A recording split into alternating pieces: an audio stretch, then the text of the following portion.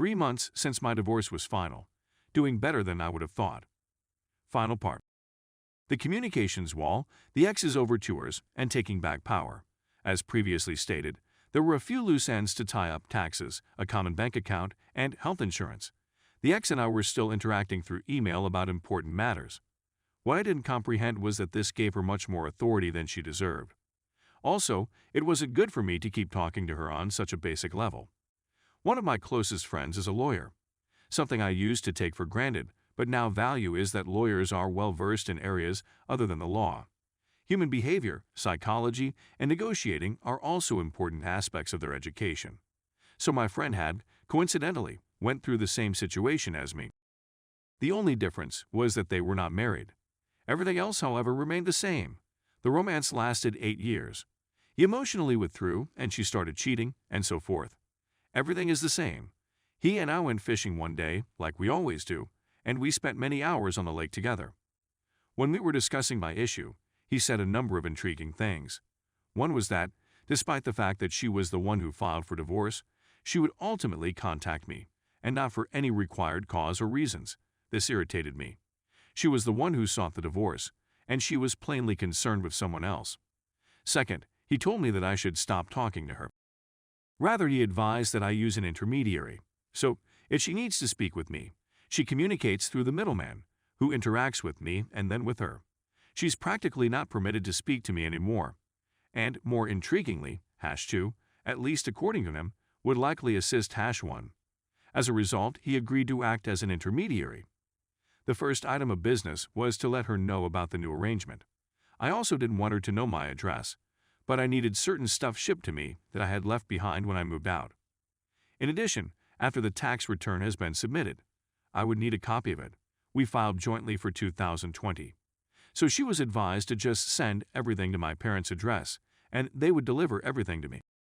I'm not sure what her motivations are or were, but she started making these altruistic gestures soon after.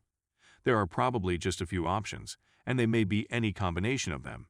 She just wants to know, or think, that she can have me back for the sake of her ego.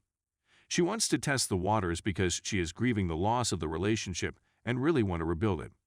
She is unhappy that things were left where she is the piece of who cheated, and she doesn't like the fact that I, my family, my friends, and some of our mutual acquaintances all have a terrible opinion of her. She's hoping for even the tiniest of good reactions so she can feel better about herself and know that I don't think she's a jerk. Fat F*** King chance. My abrupt turning of the script in disconnecting her from communications threw her for a loop, and the fact that I'm not merely accessible to email anytime she wants is toying with her mind/ego, and perhaps several more that I haven't considered. Whatever. In any event, it's better for me, and that's all that matters. It's also beneficial to my current relationship for my wife to know that I'm no longer talking to that B***tch. So, since the communication was cut off, here's what's transpired. Before the divorce was finalized, I said that I would want to bring the 2 male cats with me. We had 3 cats, 2 males, and a female. The guys were undoubtedly closer to me, while the female tolerated me but adored her. Cats are, I guess? I'm not sure. Anyway, she made a big deal over my taking the 2 males, despite the fact that she had earlier indicated I could have whatever animals I chose. So I sent F***ck it and handed them over to her. When I moved my out in December, I had to emotionally disconnect from them, but I had to do what I had to do. Now, out of nowhere, she contacts my legal acquaintance and offers me the 2 men. Her excuse is that she doesn't spend enough time at home with children to give them the attention they need. The problem with such argument is that the 2 guys are perfectly fine. They are always playing with one another. They're linked at the hip and have each other. If any of those cats is being neglected, it's the unfortunate female who despises the other cats and just cares about her ex-wife. But isn't that not the cat she offered? It doesn't make sense, at least not according to her logic. As much as I wanted to take my 2 sons, I had to think about the consequences. One of the reasons is that my girlfriend is allergic to cats. Second, I don't want to give the ex another cause to contact me in the future. She has a habit of asking me, "How are the cats?" whenever she feels like it, or even worse, changing her mind and wanting them back.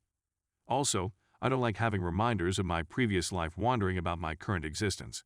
He's not interested. The lawyer replies back.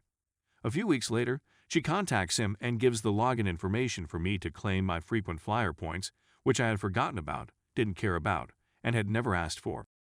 Then, a few weeks later, instead of contacting him, she emails me directly. This time, she says she wanted to give me the taxes that I'd previously asked. She says that even though I had previously asked that she send that to my parents' address, there were some other goods in the mail for me, and that if I just provide her my address, she'll ship it to me directly so that my parents don't have to send it to me. Really? I've already told you to send IT all to my parents. Obviously, I'm having her send trash to my parents exactly because I don't want her to know where I live. I don't want her knocking on my door. I don't want to answer the door to discover 2 cats waiting for me, or anything else that may happen. She also asked me to set up mail forwarding. Obviously, all that needed to be stated was, "Can you help set up mail forwarding?" And it should have been routed to my legal pal instead of me, so I had him respond to her, reminding her that she should send anything meant for me to the address that we had previously instructed her to send items to. Her and I haven't spoken on social media since late November. Even after the divorce, she remained in contact with my family and acquaintances. Not only that, but the horrible harpy still kept images of her and me, including our wedding photos, on her Facebook page. Well, maybe she simply hasn't been on social media, so she hasn't deleted that material because of that, you could argue. Well, she returned to social media in late February and changed her identity back to her maiden name. I had asked that she not use my name after the divorce was finalized, but she kept all those relationships and photographs up. It had always concerned me, but I had never expressed my displeasure. Anyway, a few weeks ago, I posted a photo of me and my girlfriend at dinner. Within 12 hours of that post, she cut all ties to my family and friends and ultimately erased the photos. Yeah, finally, that wasn't the reason I shared the photo, but it was a pleasant surprise. I didn't believe she'd notice since we're not even linked. But since we were linked to so many of the same individuals, I'm thinking it appeared on her timeline when one of them liked it. So despite her divorcing me and cheating on me, she's worried by the fact that I've found another woman. What a jerk. That's all I have to say. So that's where things stand right now. I'm not completely recovered. The betrayal still aches. Other days are better and some days are worse than others. But I would admit that I am getting better every day. I would never have guessed 2 months ago that I would be where I am now, and I wasn't even sure I'd be alive in 5 months. It's not that I want her back, it's just that I don't.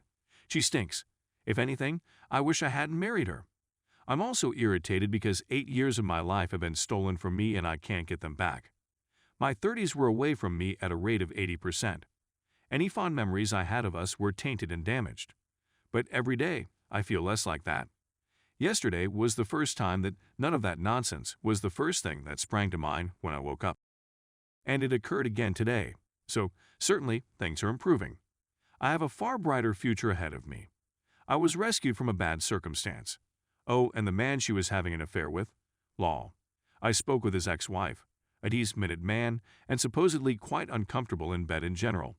When I heard this, I replied to myself, come on, I know you're upset at the guy. Of course you're going to say that. She said, no, really. He's seen various therapists over the years, but nothing has helped. Lol. It's a bummer for the ex. I know how long it takes her, and 3 minutes, let alone 60 seconds, is insufficient.